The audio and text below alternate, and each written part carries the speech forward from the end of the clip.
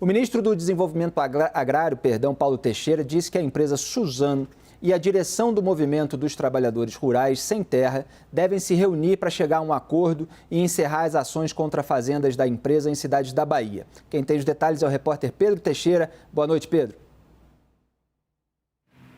Tudo bem, Felipe? Boa noite para você, para todo mundo que nos acompanha aqui no Arena CNN.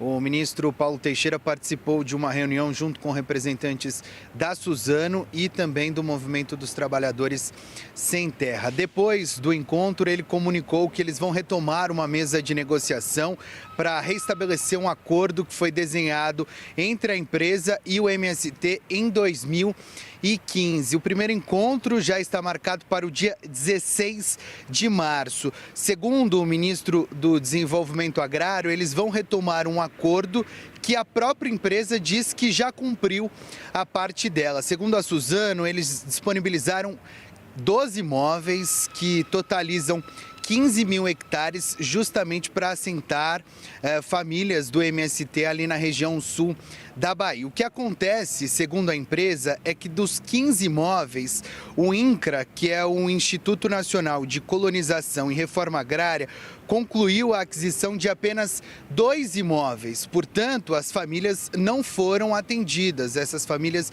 do MST não foram atendidas. E é justamente o que reivindica o MST, que este acordo desenhado em 2015 seja cumprido. Segundo o MST, se esse acordo for cumprido, mais de 650 famílias serão atendidas. As negociações serão retomadas justamente para alinhar estes pontos entre a Suzano, o INCRA e o MST. Última informação antes de devolver para vocês, Felipe, o ministro do Desenvolvimento Agrário, Paulo Teixeira, fez questão de abrir a coletiva de imprensa reiterando que a propriedade privada será respeitada no país.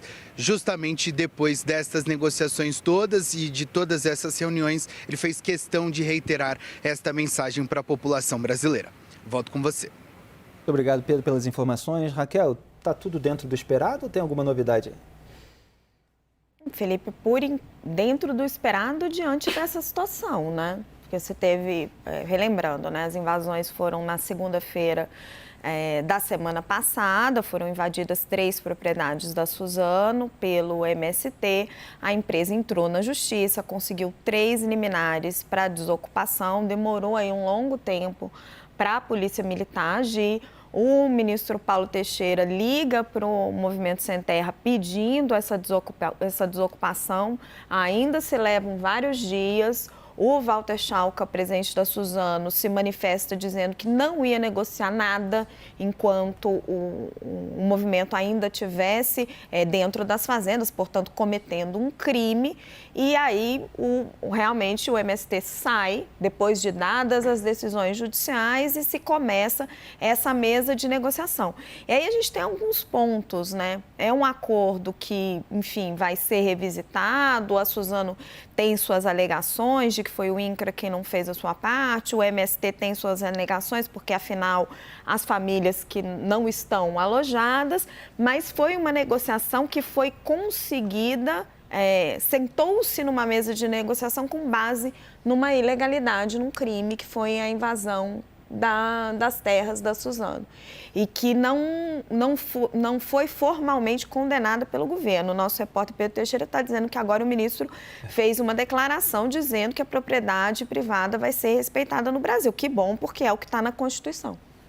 Exatamente. Dávila, o que você destaca desse episódio? E a Raquel chamou a atenção para um ponto importante, que o governo Lula ele não condenou moralmente, com ênfase, o crime cometido pelo MST. A gente sabe que existe uma aliança histórica entre esse movimento social, que eventualmente incorre por meio de alguns integrantes em atos criminosos e o PT. E agora você tem essa negociação em torno de uma questão que era anterior, que a Suzano parece que herdou, mas cobrava do INCRA ali uma demarcação. Agora, os invasores ficam impunes, eles acabam conseguindo no final aquilo que eles quiseram por uma pressão criminosa. Não está errado isso? Está totalmente errado. Como a Raquel bem disse, primeiro, a invasão de uma propriedade privada. Segundo, uma terra produtiva, que está na Constituição, que são 2 coisas importantes que precisam ser respeitadas. E está aí o MST passando a fronteira, invadindo terra com uma não condenação do governo, como você bem disse, e isso é muito grave. Não adianta o ministro, duas semanas depois, dizer que vai respeitar a propriedade privada. Isso precisa ser respeitado no dia 1. Ou seja, assim que receber a reintegração de posse, a polícia precisa fazer cumprir. 2 pontos importantes. Primeiro, o número de invasão de terras no Brasil, nesses 2 primeiros meses, já é maior do que toda a invasão de terra no governo passado, no ano passado. Assim, esse é um problema. É um sinal de que a impunidade vai fazer com que outras fazendas sejam invadidas e que esse movimento político espera que um governo de esquerda vai, na verdade, absolvê-los da ilegalidade e do crime, que é ocupar uma propriedade privada produtiva. Então, é muito importante dar um sinal claro nessa negociação para isso não começar a se espalhar do jeito que já começou a se espalhar e transformar isso num movimento político. Segundo ponto importante, tem uma briga política por trás disso, é que o MST quer ocupar lugares no INCRA, porque o INCRA é que dá titularização da terra. E o negócio é o seguinte, quanto mais titularização dá, menos força o movimento tem. Então eles querem ocupar o lugar no INCRA para continuar a confusão do movimento e não para resolver o problema. Então eu vejo que tem 2 problemas sérios aí. Violação de propriedade privada e uma disputa política para aparelhar o INCRA, que é esse o objetivo do MST. Agora, só queria aproveitar a sua presença, que a gente falou ontem aqui a respeito do agronegócio, de já ter ali muitas restrições ao petismo, embora o PT tenha contado com muitos interlocutores ali, Simone Tebet, Carlos Favaro, o próprio Geraldo Alckmin, Nery Geller, né, vários ali que atuaram para tentar diminuir a rejeição ao Lula que existia nesse campo, que acabou se alinhando mais ao bolsonarismo nos últimos 4 anos. Você que fez campanha à presidência, teve que lidar com diversos setores, como é que você analisa o reflexo dessa questão a partir desse episódio, né? O agronegócio fica mais ressabiado? Com certeza. A violação de propriedade. Aliás, foi isso que fez com que o campo aderisse tão rapidamente ao bolsonarismo na última eleição. Foi justamente a insegurança do campo. E alguns lugares, você teve, como, por exemplo, dá um exemplo de Minas Gerais. Quando você tinha o governador do PT, que era o Pimentel, com Dilma e Lula na presidência, foi o maior número de invasão que teve. Então, assim, essas coisas trazem o pesadelo do passado. É por isso que o governo tem que dar um sinal claro de que a lei vai ser respeitada, a propriedade privada vai ser respeitada, porque o agronegócio é o responsável hoje pelo crescimento do PIB. 8% do PIB, o agro cresceu 8% do PIB. A indústria caiu, a economia ficou 1%. Quer dizer, se não fosse o agro, a economia não cresceria. É o nosso setor de exportação, é fundamental. E, além de tudo, não só com invasão de propriedade, o agro está preocupado com a história de taxar a exportação de petróleo. É outro problema. Porque com essa senha arrecadatória que o governo até agora não mostrou um plano de, evidentemente, substituir o teto fiscal, o único plano dele é aumentar a arrecadação. Então, se começar a usar esses artifícios para começar a arrecadar por razão política, aumentar a arrecadação e tal, nós vamos ter problema. Então, o agro está preocupado não só com invasão de terra, o agro está preocupado também com esse sinal muito ruim da taxação da exportação, que pode afetar novamente a nossa exportação de soja.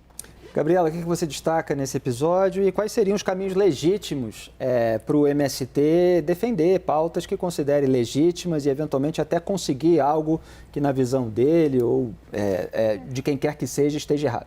Eu penso o seguinte, que agora é o momento do governo apresentar um plano de retomada da reforma agrária. Né, porque a nossa Constituição prevê a reforma agrária. Eu já falei algumas vezes aqui, né, defendi isso, que a nossa Constituição é dirigente. Então, os objetivos da República Federativa do Brasil é eliminar as desigualdades sociais e regionais, erradicar a pobreza, inclusive no campo. Então, isso é um sinal, não adianta, porque, enfim, o ministro já falou, olha, nós consideramos que a invasão de propriedade privada é ilegal e vamos proteger a propriedade privada.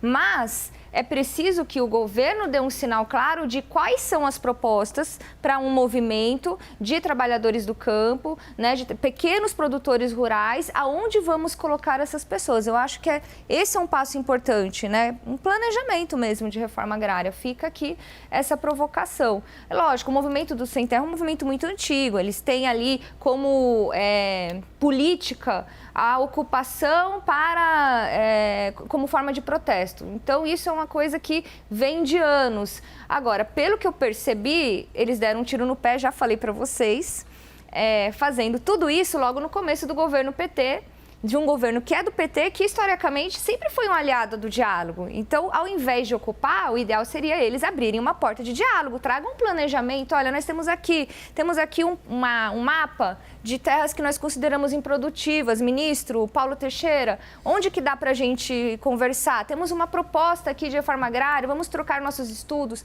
Eu acho que seria esse o caminho. Que não era o caso, né? A terra era produtiva das fazendas que foram invadidas, claro. Mas caminho para o futuro, se né? eles têm demandas, que essas demandas, as pessoas podem concordar ou não com elas, elas sejam colocadas de uma maneira legítima, não por meio de atos criminosos.